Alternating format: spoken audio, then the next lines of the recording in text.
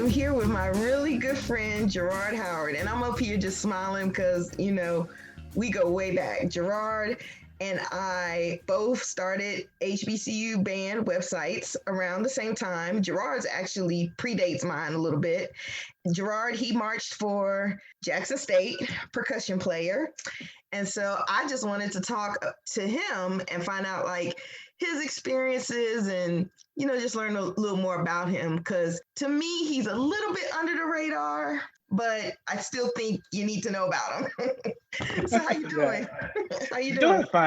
Doing fine. And to kind of piggyback on what you said about site-wise, the way I've kind of started to think is that you could almost say that you, Mike, and myself are kind of almost like the founders, if you will, of the online Black college band experience. At this point, we more or less started just about the same time and have had just about, have had the same type of tremendous impact on the band community, so we the founder. We go way back. And it's always good to see you at events and everything. But let's get into you. All right. So Where's your hometown? New Orleans, Okay. Louisiana. Okay. So that's a big band hub, HBCU band hub, right? Yeah. Well, actually, yes and no. New Orleans, during the time I grew up, only exposure that we really had to, Black college marching bands was the Bayou Classic. So literally the entire year, the only exposure that we really had, we're talking about, for me, my time in New Orleans was 89 and 95.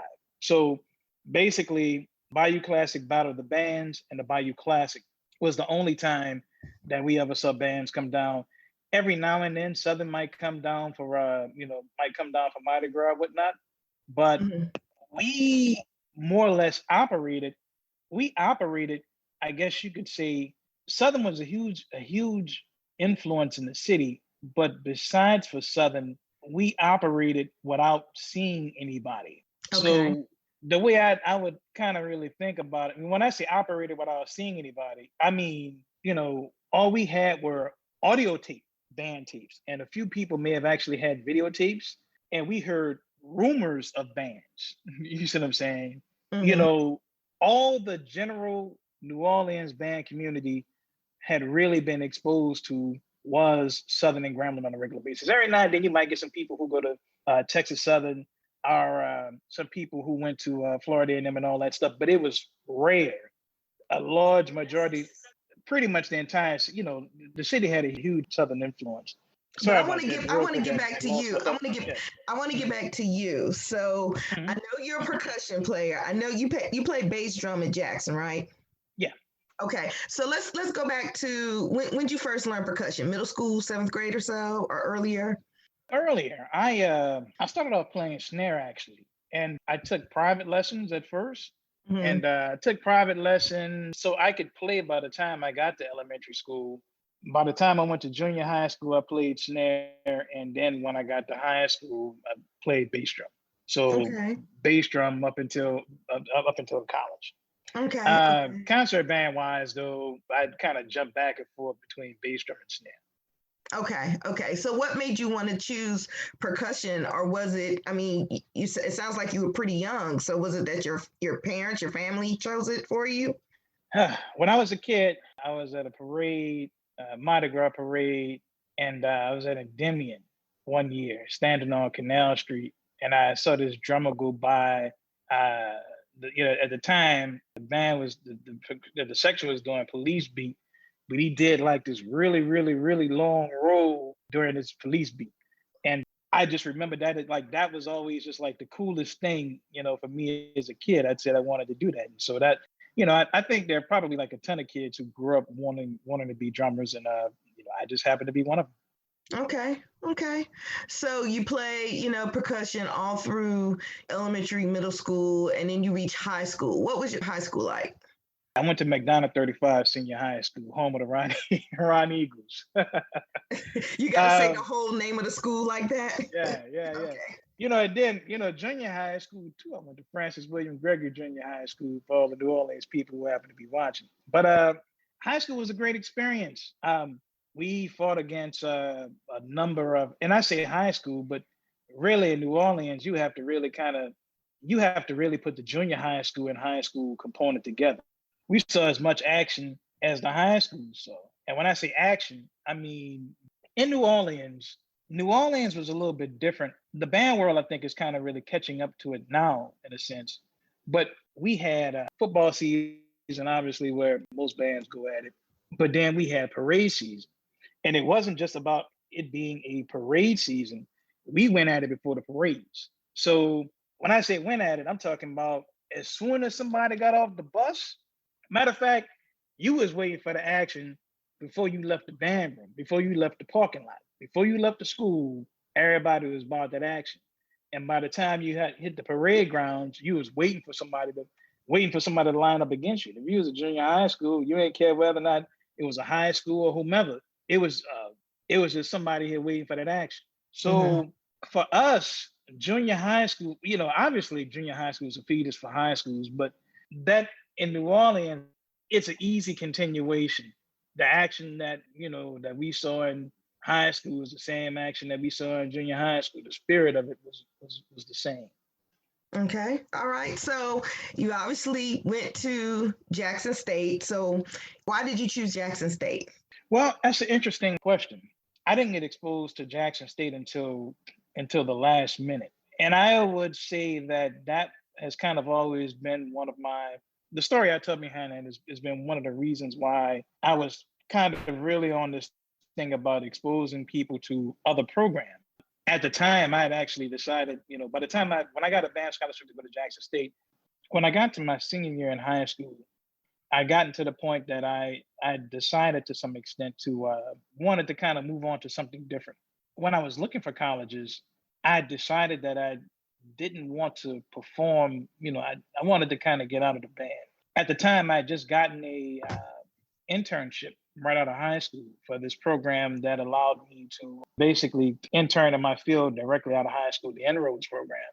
And I wanted to focus more on academics. So I just decided that I was going to go to the University of Southwestern Louisiana and major in electrical engineering with an emphasis in telecommunications. And literally out of the blue one morning, the way I like to kind of sit back and tell it, it was a Saturday morning back in the 90s. I was sitting back chilling, eating my breakfast, watching X-Men. Like it's just a regular Saturday morning. The phone rang and I got a call from William Bethea, who is the band director at Norfolk State now, but was the percussion instructor at Jackson State. And apparently what happened was that my band director had told him about a couple of graduating seniors who were good musicians. And they offered me an opportunity to come up and perform for a scholarship at Jackson State. Kind of more or less we're offering you a scholarship. You have to come up and perform, and we need to make sure that you can get this scholarship. But if you can play, we can, you got it. I quickly called one of my homeboys to get some Jackson State tapes to kind of really get a feel, because there was no internet. Obviously at that time. So went up and auditioned, and Jackson has been wonderful for me ever since I've been there. Right. Okay. It's been fantastic. Good. All right. So let's talk about, you got to Jackson, your first band camp. So tell me, what was that like? Oh, it was a very interesting experience. I was sitting there thinking to myself, after about either day 2 or day 3, probably day 2, you felt like you've known your Crab Brothers the entire lives. Like you've known these cats 2 days, but you feel like you've been in a struggle with them their entire lives. You know where they from, where they went, all that stuff. I was just kind of thinking to myself about things that as band members, literally within hours of going to band camp, which is, the alma mater. Like you learn the alma mater the night you left the band. You knew it. And just other things, it's just stuff that other people struggling with the alma mater, you knew it like the back of your hand. Because at this point, by the time you get into camp and then you get into the season, you're singing the alma mater every night. Mm-hmm. Yeah, it was, I would almost kind of say hard to put into words, but I marched in 95, and 95 was a spectacular year at Jackson State. I better yet, I would say a very, very notable year at Jackson State. Well, we had some great battles for one. Good. Let's talk about that. Yeah. Like, The Florida A&M battle. The Florida A&M battle is one of the classic battles that we did. My story from that was I remember, kind of sitting down, and I think I may have been, sitting down on my drum and whatnot. This was in between us playing, and I think I may have looked at something else. And then the next thing I knew, FAMU had opened up with that Olympic fanfare. Mm-hmm. It was killing. And that was a fantastic battle overall. The other battle was, of course, Jackson State Southern 95. Yeah. Now, that one. That's a legendary band battle. Yeah, that one is legendary. And I almost feel like I could write a book on that, about the day of. And just to be perfectly honest with you, the experience being a New Orleans bandsman playing against Southern, another school. Because obviously back during that time, it was a different day and age in the city. I would say that you either find yourself on one side of the gun or the other, in that type of situation. So it was a hell of a battle from the standpoint that I remember getting to a point to where we played a good piece of our book, like a huge, huge piece.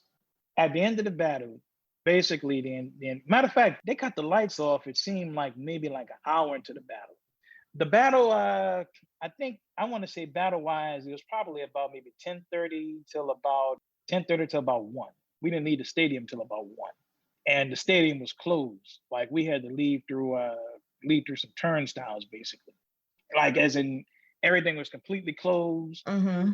Y'all just leaving through the gate. We left this gate open for y'all. Right. That kind of thing. But again, there are like a ton of stories that could be told about. It would almost be something at some point to get some people from Jackson State and Southern who are participants in the battle to kind of be on at the same time. The other major battle was Alcorn, and for the most part, I had never seen Alcorn before, but I knew that the entire season, upperclassmen had been just talking straight trash about Alcorn. Like they were just like the most garbage thing, the most heinous garbage thing that you had ever seen in life, et cetera, et cetera, et cetera. Man, we get to the game, I get over it, I look across the field, it's about 280 people over there. Mm-hmm. 280. And man, when I tell you they had a band, it was one of the best battles.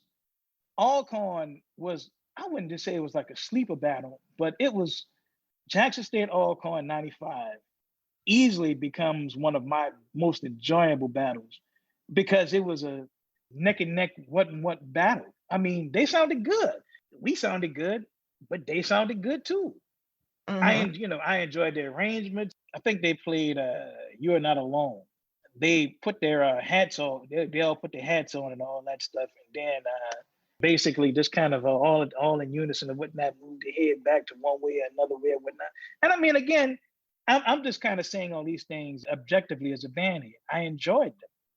That doesn't take anything, away from Jackson State, but I enjoyed them as a band. One other thing that they did was they played this gospel song called Joy. Basically, it's like they played the song. This was one of those "Are you serious?" moments when you're sitting on the other side of the field. Again, and we're talking about I'm a freshman and I had never seen Alcorn before. So they played a piece of the song, then they started singing a song.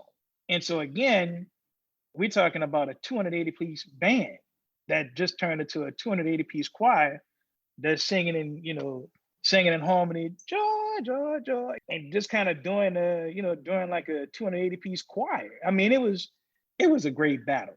Mm-hmm. It was a great battle. So you were in the middle of two big battles your freshman year. Yeah, well, for sure. And I would definitely throw the FAMU battle up in that too, because that was another one. But still, for sure, Southern Jackson State 95, and then Alcorn. And Alcorn one didn't last as long. I don't remember if they cut the lights out on us, but it was still a pretty decent length battle. Not as long as the Southern one though. Okay, all right. So you graduate. Were you computer science major?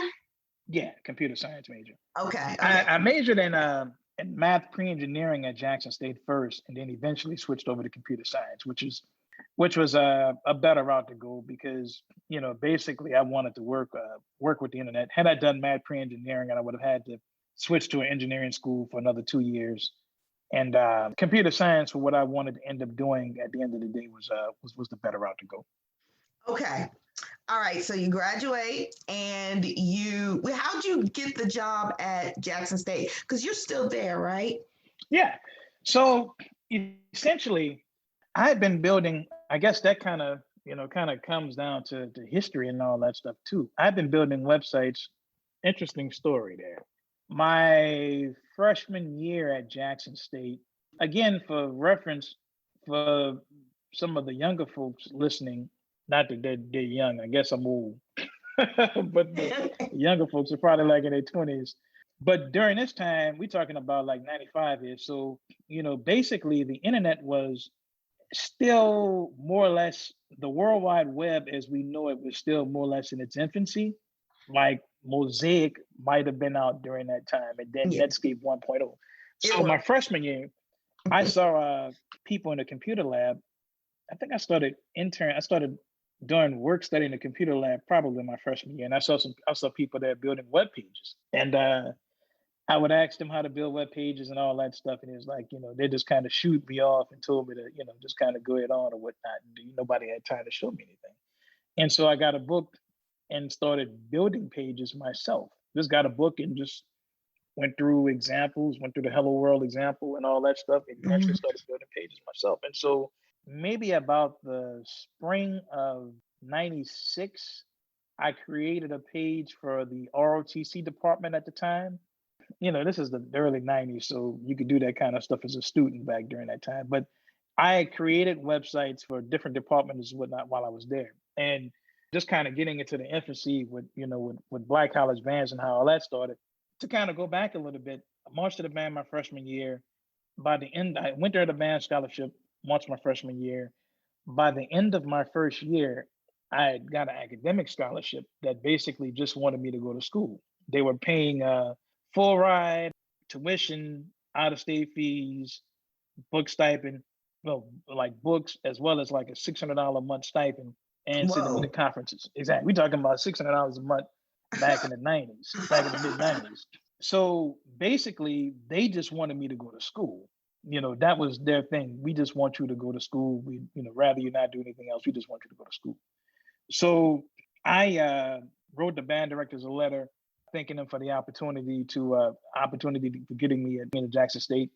And I told them that I had just started building web pages and maybe I could work with them in a different capacity. And as it turned out, Dr. Liddell was a techie. Among the many things that he did, he was actually a techie. He was a programmer, believe it or not, for those Jackson State people watching it. But he had just never really gotten into building web pages. And it was something that I did. So I began to work with the band. I spent my next year basically traveling with the band, doing photography, and taking pictures for the band's website. So if that sounds familiar to anybody as far as what happens. I spent the entire year traveling, doing photography, and preparing all that stuff to put on the band's website. So the spring of that was the fall of 96. So the spring of 97 is when I launched the band's first website. And so on the website, I had stuff about the band directors. I had just general stuff that you put on a university band website, but I also had like a gallery where I put all my pictures on there, everything that I took that turned out nice. And we had a guest book. Now, gallery-wise, we get to the guest book in a second. Gallery-wise, one point of frustration that ended up happening is that I put everybody on the gallery that I had. So if we saw FAMU at a Battle of the Bands, or if we saw whomever, I put them all inside the gallery. And Dr. Liddell wanted me to take the other bands off and just feature Jackson State. And I remember just kind of going, but I mean, it's the internet. We could put, all this on. Like, nah, we just need to be Jackson State. We don't need to be, more or less, we don't need to be representing anybody else other than ourselves, which makes sense. So I took them off, but that was kind of like a sense of reluctance and frustration because I wanted to show my work on the site, So the second thing is that we had a guest book. The guest books are real popular back during that time.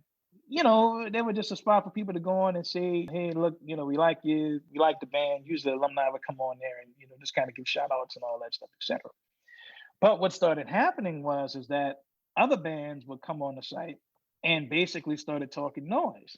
And not even just talking noise about Jackson State, they started coming on the site and talking noise about each other. Yep. Which I remember. Yeah, which basically turned into it kind of, there were many times that Dr. Liddell pulled me aside and was like, look, man, we need to go ahead and we need to do something about this, more or less, before it becomes a problem. To give you like a case in point with that, as it kind of got into the fall, it got into the incident with Southern and Prairie View, the fight. And so there were actually people from Southern and Prairie View on Jackson State's guest book talking about the fight. I mean, go ahead. Let me stop you there. So before I started talking with you, I interviewed Mike Lee. We were talking about like the history of the Fifth, and we were talking about how like the Southern and Prairie View fight, that really just got the thing going for us, because like I can tell you personally, after all the bad publicity that both of those schools were getting, that both of those bands were getting, I knew I wanted to go somewhere that have a place where we could talk about HBCU bands without us being judged by the outside. And that's what inspired me.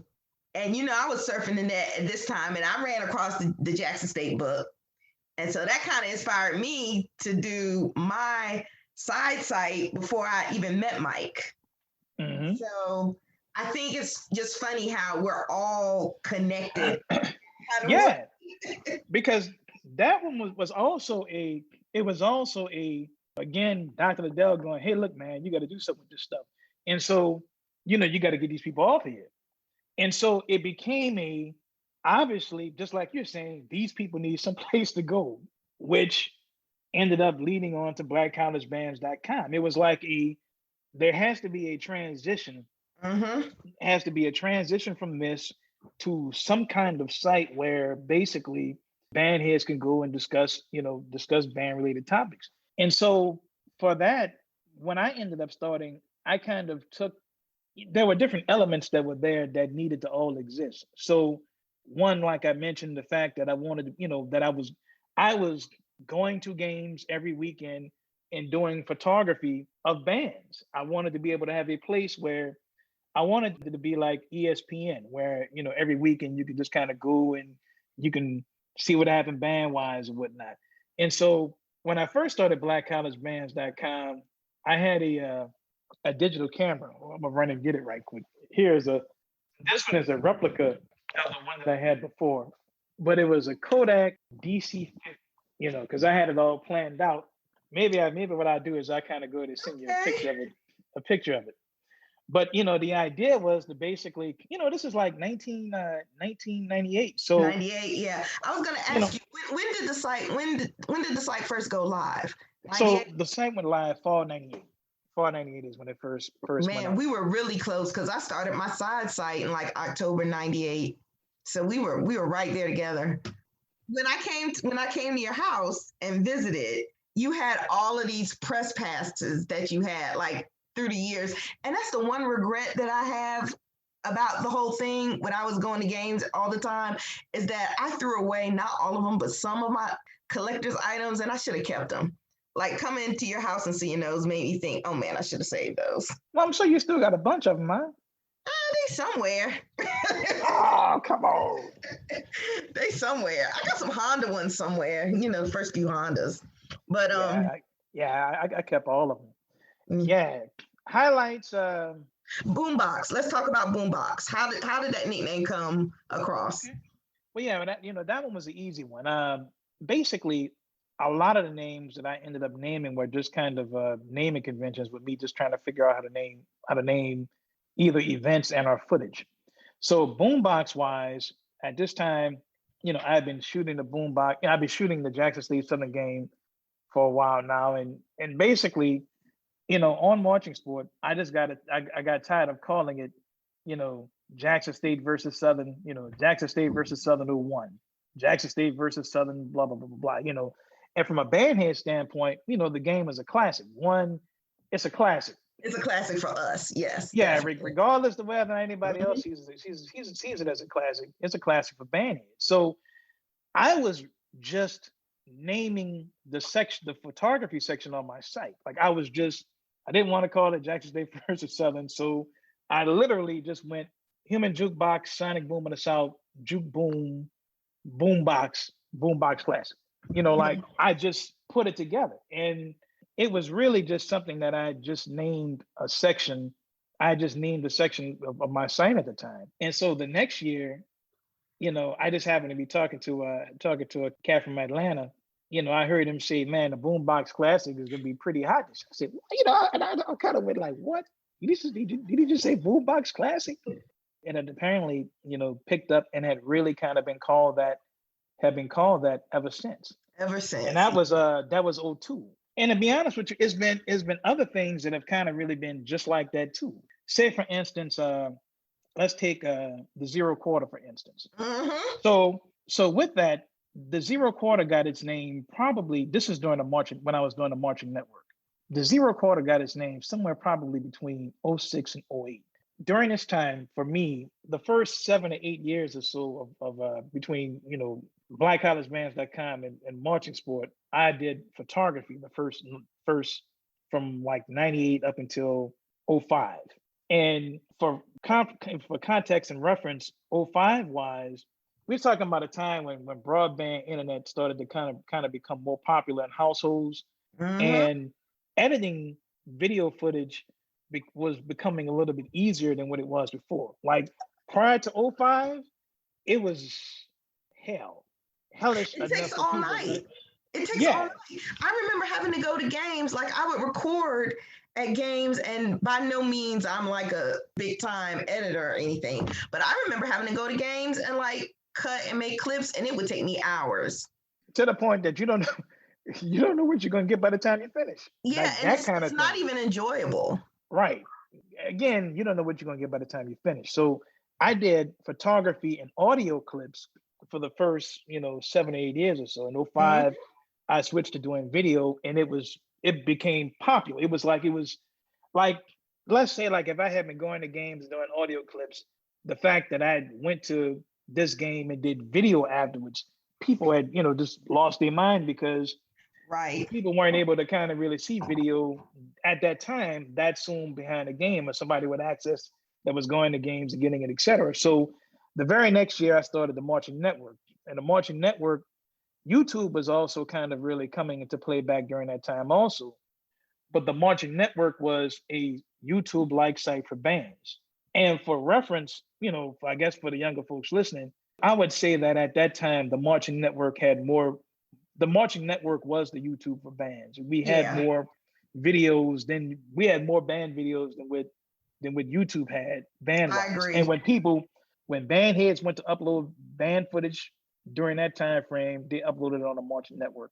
Yep. So during that time, being that people were starting to upload stuff and all that, when I would go to games, when I would label the footage for before the game, I would call it pregame. I would just call it pregame, Jackson State versus Southern pregame, blah blah blah blah blah. And even admittedly at the time, I would call after the game post game because I didn't want to call it the fifth quarter. Why? Because of my site. Yeah, I didn't, You're the worst. I guess I considered y'all to be competitive, so I didn't want to call it the fifth quarter. Well, wait a Like minute. nah. I thought we weren't competitive. I thought we Well, I mean, I'm from New Orleans, Christy. I love you, but I'm from New Orleans. And truth, wait, no, here we go. Let me say this. Let me say this too. The truth of the matter is that we actually weren't really competitors because we had two different audiences, and both audiences were pretty loyal. Like basically, Marching Sport was mostly swag, and mostly swag, a little bit of MEAC. The fifth was, basically mostly MEAC. They really mostly MEAC and a nice mixture of everybody else too. But during that time, I didn't want to name my post game footage. Didn't want to call it the fifth quarter. I cannot So believe you. I know. So what I ended up doing is that the pregame footage, since you all had to name the fifth, I just started calling it the zero. you know, Like the fifth quarter, and then, the zero. And so over time, that eventually just became the zero quarter. Like it was really just a naming convention. It was just a naming convention, just to name footage, just to name the beginning of the footage. And again, it was something that, who knew that literally the entire band world, and even people outside, the same way that people in the band world call the fifth quarter after the game, the fifth quarter, is they call the zero quarter the zero. Mm-hmm, mm-hmm. So, it's really been a great journey. I've really, really, really enjoyed it. I kind of sit back every now and then I would sit back and I would think about myself as the seventh grader doing his first football game and marching against his first band. And just kind of thinking about that kid. Like, if I could have told that kid that I was going to become me, if I could have told that kid that I would be, shaking hands with band directors, standing in front of bands, and, like, you go from the kid at the Bayou Classic Battle of the Bands, who gets to the Bayou Classic Battle of the Bands at like 5 o'clock, to stand in line, to sit, to kind of find a good seat and all that other kind of stuff. I spent years doing that as a kid. And to now, you get, basically I'm on the field recording. One interesting thing is that when I first got started and I was trying to get access to cover the Bayou Classic Battle of the Bands, this might have been maybe, I don't know if it was 01 or 02, somewhere along those lines. But I requested access to cover the Bayou Classic Battle of the Bands. And the people were more or less like, well, who are you? Like what those type of things. Mm-hmm. Yeah, who are you? What do you want? And so, I'm kind of going, man, I March is what I, need that, I shouldn't have this problem. I should, get access, whatever. So this was probably maybe one of the only times that I had to kind of go back and sit in the stands after I was doing marching. And I remember sitting in the stands, looking at this mural that they had up. And I was looking at the crest that they had for Southern's drum major. And I said, oh, man, there's a whole lot of detail in that crest. And I looked back at the entire shot, and it was one of my shots. And I looked at the shot over there for Grambling, and the shot that they had was also one, the thing that somebody had drawn was actually one of my shots. And I'm sitting there going to myself, I can't get access to cover this. Like, you don't know who I am, but the people who are drawing your murals are drawing my work. Salty. I'd have been salty. Yeah, another story like that was the SWAC Championship 1999. Mm-hmm. So, when they started talking about doing the SWAC Championship and started saying that all the bands were going to be there, I reached out to the public relations director, I guess whoever the sports media person was out there for the SWAC. And I told him who I was, and I, mentioned to him about doing this, the website for the SWAC Championship for free, because back during that time, basically I just wanted to put created by blackcollegebands.com at the bottom of the site, just some sort of a creation credit so people would come to my site. So spoke with them, volunteered to do the site for free, never heard from the people. As time goes by, I sit back and I look at I go to the SWAC Championship site. I go to the site. They using my pictures on the site. Whoever they got and they paid money to do the site is using my pictures on their site. And I'm sitting there going, like that again was kind of one of those moments where, again, it's one of those things where people don't know who you are, but the people who you hire and pay money to know who I am. Wow. Either they know your work, So, okay, so let's talk about one more thing. We're gonna talk about one more thing. Mm-hmm. I know you were in your New Orleans jazz band, right? Mm-hmm. And then don't you have some of your pictures in the African American History Museum in DC? All right, so I don't have pictures in the African American Museum, but basically they're using some of my video work inside of an exhibition at the museum. They contacted me more or less about using a piece of one of my videos from the Bayou Classic. It's showing in the Music Crossroads exhibition. They're using a piece of one of my videos inside of an exhibition at the African American Museum of History in DC at the Smithsonian. You gotta let the people know, Gerard. Man, I'd be chilling, well, I mean, I guess on photography wise, though, I'm also a nature and landscape photographer. Like, I got into nature and I talk about the band in a second. I got into nature and landscape photography as a result of covering Black college marching bands. And since then, I've done several shows, had shows in a couple of galleries. I've also shown at the Mississippi Museum of Art, and I have worked in the permanent collection at the Mississippi Museum of Art, nature and landscape wise. Band wise, about 10 years ago, ended up getting with these cats, starting a brass band here in the area. And the Southern Comfort Brass Band is the name of the band. We've been rolling ever since. And that's been a great experience. We've had a chance to open up for Snoop Dogg one year, open up for Dr. John and the Meters. It's been great. That's for me, I would say has kind of been, actually it's been a couple of things. It's been one of those unexpected cool. Let's talk about you're on Sirius XM, your jazz show. Let's talk about that. Yeah, all yeah. this stuff I'm having to pull out of you. Come on, man. Yeah, so also too, about 10 years ago also, I started hosting a show on WJSU in Jackson, which is pretty much the only jazz radio station in Mississippi. And so probably I think it's maybe about 7 years ago, my show got syndicated to Sirius XM. So basically, I have, I guess, kind of dual hosting abilities. It's on Sirius XM channel 142. The HBCU channel? Yeah. So I'm on air Monday through Friday, pretty much on both stations, from 12 to 4 on the terrestrial station. Well, you can listen to it online also. It's Monday through Friday from 12 to 4. And on Sirius XM, my news shows air on Fridays from 12 to 2 Central Time, 1 to 3 Eastern. But it also airs at various times during the week also. Like the times are kind of sporadic. So let's say like if it's 1 to 3 on Fridays, one of the other shows might be airing on, from like 2 to 4, and then like 4 to 6, on Tuesdays or something like that. So, but yeah, I'm on Sirius XM several times a week, as well as, locally in Jackson on FM 88.5. What I love about jazz is that jazz was a break from the marching band world. It was a break from the aggressiveness, if you will, of my version is better than your version, etc. To whereas in jazz, it's really more for me, it has always been more about an appreciation of it. I want to hear what you have to say. That thing, I'm not necessarily interested in being the best. I just want to hear what you have to say. I want to hear your take on it, And so that's kind of been, my thing with it. All right, Gerard. Well, we gonna close it on out. But any go ahead and shout out like your websites and any projects you have going on, and Site-wise now, the current site that we have up now is bandhead.org.